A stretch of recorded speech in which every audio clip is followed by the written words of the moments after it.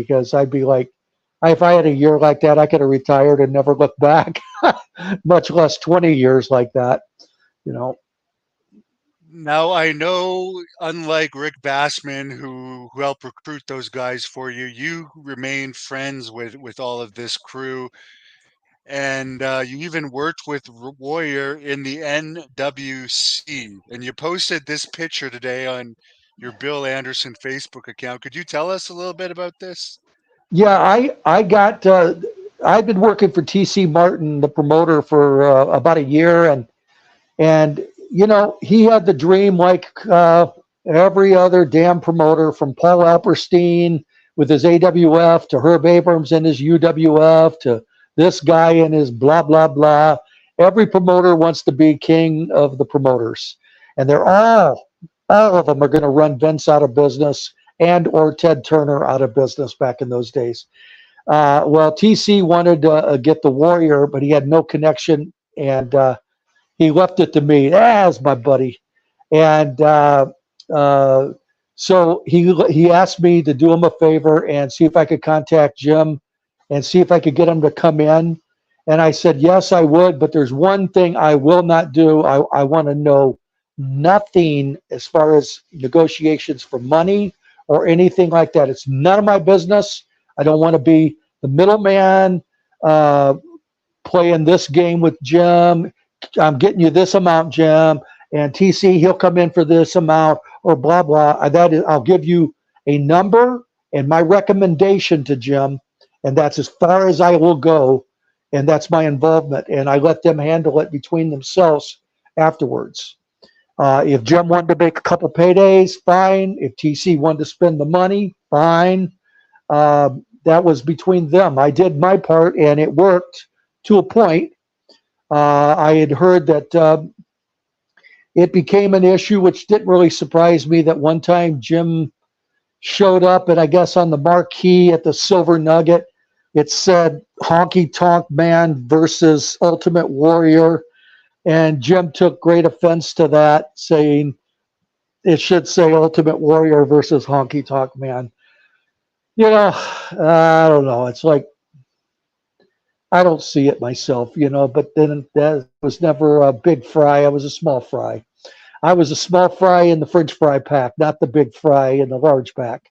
So Jim got really upset with small things like that, became a big issue with him. And he ended up only doing a show or two. I don't even remember exactly.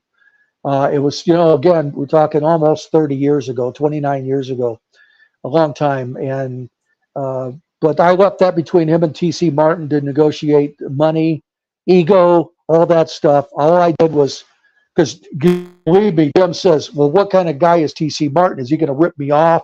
Is he a low-life promoter? Is he this or that? I stuck up for TC, which I still would to this day, and say TC Martin was an honest guy and a good guy and great plans in his mind of what he wanted to do. Meanwhile, knowing it's never going to be a reality. I mean, yeah, you can book Cactus Jack, Sabu, Virgil, Jim Neidhart, Warlord Barbarian, and then all these guys. Yeah, Cactus Jack there, Honk and Tonk Man, the greatest intercontinental champion of all time. You can book them all, but Rob Van Dam, Bobby Bradley, yeah, but you can't compete with Vince and the crew he had. The talent was so deep. Those rosters were so deep. You can only do so much. You're still going to look like an indie promotion, no matter how you cut it. Even if you have 2 or 3 or 4 of those guys. Junkyard Dog, loved working with JYD. And these guys are fantastic guys, old friends from working. Well, we brought myself and Jesse Hernandez brought some of these guys in on some indie shows in California. We brought Junkyard Dog in. We brought Virgil in. So they were great guys, great talent, very nice guys. We brought Honky Tonk in several times. So I didn't want to get involved in the ego of Jim Hellwig. I let that be between him and TC Martin, and whatever happened, and I didn't want it to jeopardize my bookings or anything of my professional relationship with TC Martin because he has a falling out with Warrior, or vice versa. I didn't want to lose my friend Warrior because he has a falling out with TC Martin. So I made it clear to both of them that I'm your friend, and but I'm not involved in this any other than turning phone numbers over to each other and putting in a good word for each other, and that's all. I would love to see the footage of that show because that must have cost him a fortune with all these stars. Well, they showed. I have in rewatching some of the TC Martin shows from Vegas. I watched some highlights, and there is I don't know which episode it's on, but there is highlights of Warrior and Honky Tonk in the ring because Warrior's running the ropes and he's clotheslining Honky. Uh, and to be honest with you, I don't even know if I was at that show. Because there was a couple of shows when TC was running Vegas. I was booked. I was living in San Bernardino, California. I was booked elsewhere on some other indie shows, and if I could make more money, I took the booking where I could make more money. I had to pay my child support and things like that, so I had to take my higher paid booking. Uh, but I guess it worked a show or two. It fell apart. And you also competed after your ring announcer, I think, in WWE, or while you were still doing it under a mask sometimes, as Yeah, we can that's see here against the late Crush. yeah, that's me as the White Shadow. And I had that was probably from 1993 ish, and I can only tell because I'd lost a ton of weight, and that's when I bought that mask was made by Adrian Street for when I went to Japan, my last tour of FMW.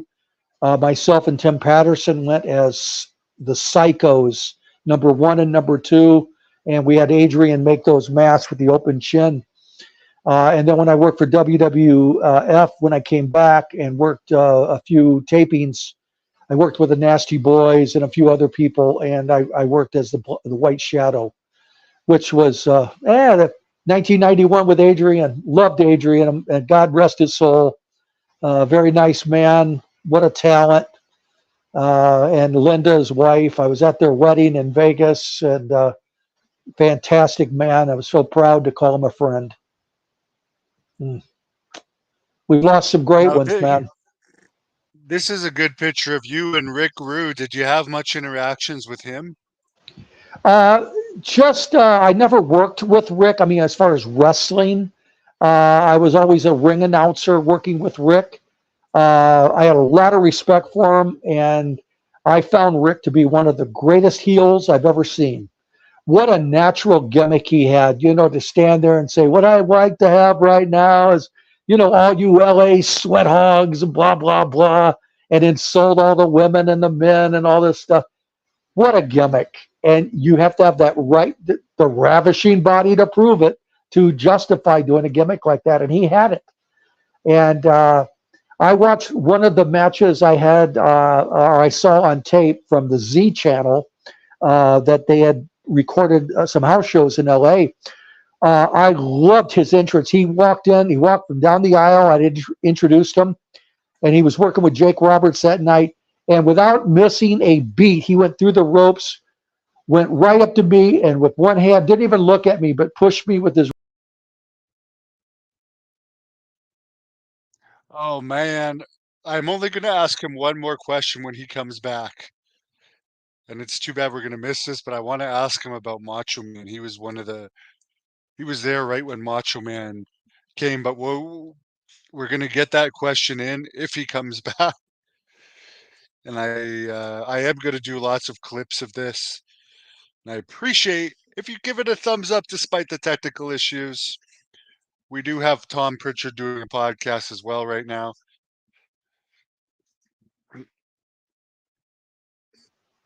Here he is. He's coming back. Sorry, we lost you for a second, but Yeah, we'll but wrap it up. but but but It Rick cut went out right just as he into pushed you. yeah, Rick went right into his gyrating, and I'm selling being pushed over, but he didn't miss a beat as being a heel, and it was just perfect timing. The guy was the greatest. I absolutely loved watching Rick, And there was no better opponent than Jake Roberts for him at the time. They were custom made to work with each other. Uh, their matches, fighting over women and the snake and blah, blah, blah. It was just absolutely perfect with Cheryl Roberts involved and Rick wearing the tights with her face on them. I mean, this is perfect. It's beautiful. It's perfect heel babyface stuff. I love Rick. Rick was great. Another man that died way, way too young. Very, very sad. Very sad. You've been around since the 70s, maybe late 60s, and you were still going to events in the early 2000s. I remember you being there in 2006 with Billy Graham at a WWE pay-per-view in Phoenix that I was an extra on. What do you think was the best era as far as fans being into it? Because everyone says today it's going through a quote unquote hot period, but I was around in the 80s and even the Attitude Era of the 90s. More everyday people seem to watch wrestling in those eras. Well, my favorite time period is the 80s that I enjoyed, and working for Vince, which I did the majority of the 80s in my bookings. I mean, I worked a lot of Mexico and stuff, but working for Vince, with Hulk Hogan as the babyface top star, there was just no entrance like Hulk Hogan in that day in that time period. When I would ring announce and introduce him, I mean, I would stand in the ring and every hair on my body would stand up after I said his name, and that music kicked in and Hulk came down the aisle. There was just intensity and heat generated in the building, and the fans knew it. There was nothing like I've ever seen before or since. I mean, there's other baby faces. Don't get me wrong. I mean, I know Steve Austin gets a hell of a pop, and The Rock, and those kind of guys. But I'm talking 80s. Hulk Hogan had the pop, and it was something I'll never forget. And the 80s was my favorite period in many respects. It was my busiest time period. My body was at its healthiest. I had no injuries, and working for a variety of people. And I love the 80s. So that's just my opinion. And the last guy I'll ask you about before we have more technical issues is the Macho Man. This is one of his early pictures from being in the WWE. Yeah, Randy, love working with Randy. I worked a house show in Phoenix here at the Coliseum. Somebody didn't show one night, and they asked me to go on and work with Randy, and I worked a TV taping in San Diego with him. I was around Randy quite a bit when he was in WCW and in working for Vince, more for Vince. I got along beautiful with Randy. He was a great guy with me. Part of it was I knew to show respect at all times for Elizabeth when he was with her.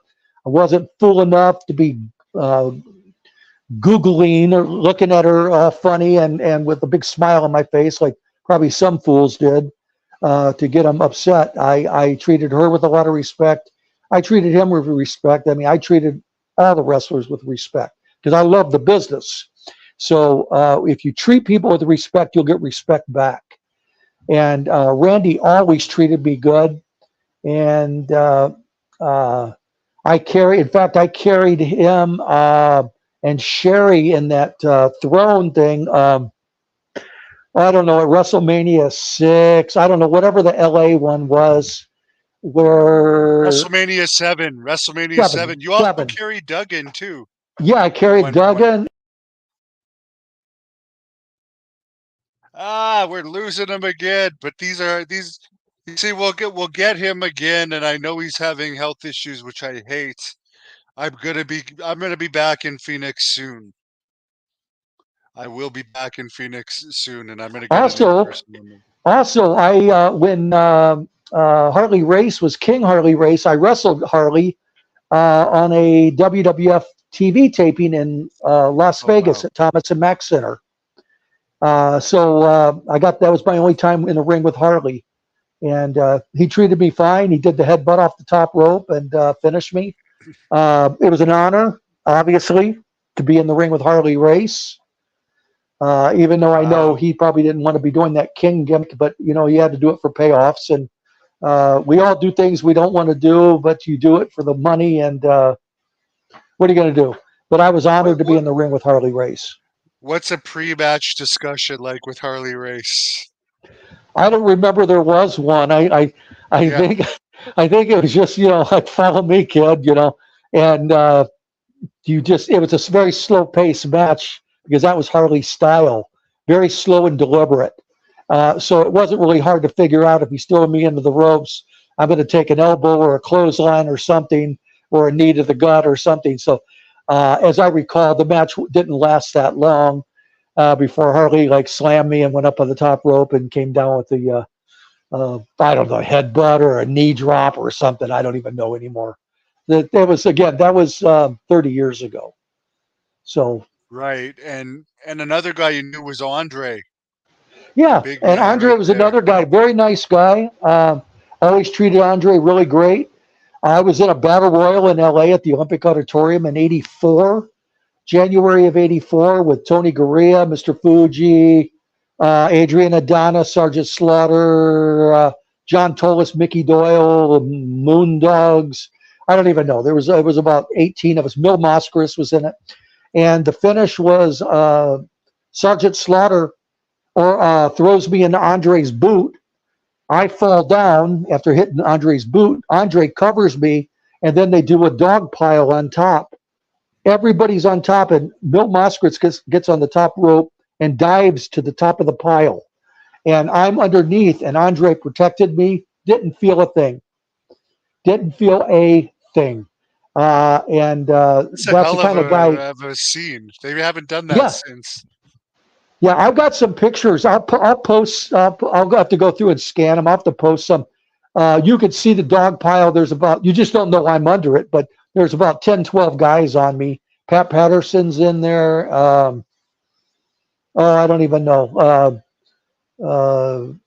Yeah, it was just a whole bunch of guys, and it was right when it was the first year of expansion, and they had gone back to the Olympic Auditorium to run a house show. I think the sports arena was being renovated at that time, so I got to work a battle royal with Andre, and but he treated me good. All the house shows I ever worked with him, all the everything I did announcing for him, and he was always great to me. Again, treated him with respect and got it back. And I noticed you knew the magnificent Mimi, who is one of the most Oh yeah. gorgeous women wrestlers ever. Oh yeah. Oh, believe me, Devin. I actually used to go to her house and train her. I used to. She had a house Really? in yes. Um, Wow. she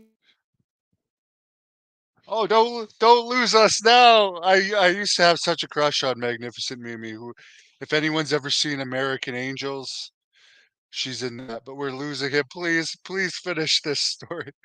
Okay, here he is. okay. So Mimi had a house, and she had a in La Placentia, California, a beautiful home, and she had like a 12-foot ring set up in her living room. And I used to go to her house once a week, and she would pay me to show her holds. Me and Louis Spicoli used to go. So this would have been in '88, '89. We used to go there and work out in her house. I was in love with Mimi. There, believe Oh, believe me, Mimi was just absolutely drop dead gorgeous, and I absolutely yeah. loved her.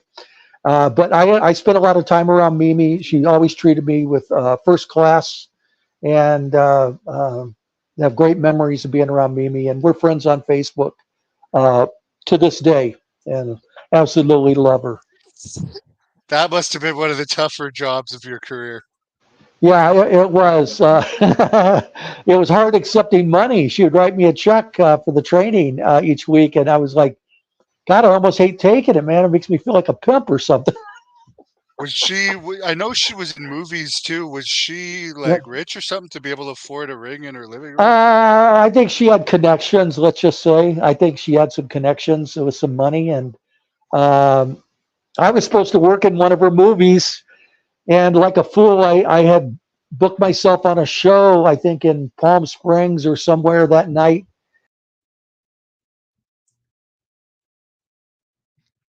Oh man. Well, he's gone. Here's a picture of him with Rocky Johnson, The Rock's dad. And I mentioned that he was in WWE in the 90s too. He was still doing extra jobs, working with Kane there. She had booked me for one of her movies, and I couldn't do it. I took my booking for was from when we did the run-in on Kane. That was in '99 at the Royal Rumble. Yeah, right there. And Yeah, I put that up because you disappeared for a second. You may not have known it, but you disappeared in the middle of yes, your Mimi story. yeah. So that was a real good booking that WWF called me. I don't know if it was Tony Garea or I don't even know who it was that called and said we need you to get like or probably no, it wasn't Terry Garvin. He would have been long gone. Somebody called me and says we need like 6, 8 guys to do a run in on Kane, and we need you to buy these white outfits, blah blah blah, and all that stuff. So I got a bunch of friends of mine and got them on the show, and we made a few $100 and had fun. Uh, I miss those days, making a quick payday like that, and but when the phone stops ringing, it just stops ringing. It's just like Hollywood. When they're done with you, they're done with you. It Well, doesn't you even have had to a be an longer incident. career than most. You had a longer career than most in there, and one I'll have to go to Phoenix where we won't have technical issues and get like a real camera Hey, anytime, footage Levin. of you. I would love it, man. We could sit down and we could actually do something maybe out at Billy's grave too, Oh yeah. And definitely, I would love to do that. It would be an honor and a pleasure, man. Because I could seriously ask you questions all day just going through your pictures. You have one of the best documented careers ever. You before cell phones, you were out there taking pictures Well, and of and all these famous people. I've said this before until about 2005. Every photo I ever took was just strictly for personal use to go on in a photo album. It was never meant to be shown to the public ever. None of these photos. All my pictures with Randy Savage or Andre, fucking photo albums for 20, 30 years. And before the internet really came out, Facebook and everything, my goal was just to keep them for personal memory. And Who then I this thought, punk? why not share them? Yeah, it's, Jason Hervey, Jason Hervey, yeah. great guy, great friend, and uh, yeah, there's just some cool people I've got to meet along the way, and I thank the Lord for a lot of these people and a lot of these friendships. So you have many books. Do you want to tell us where people can get your books? And obviously on Facebook, I'll recommend you people.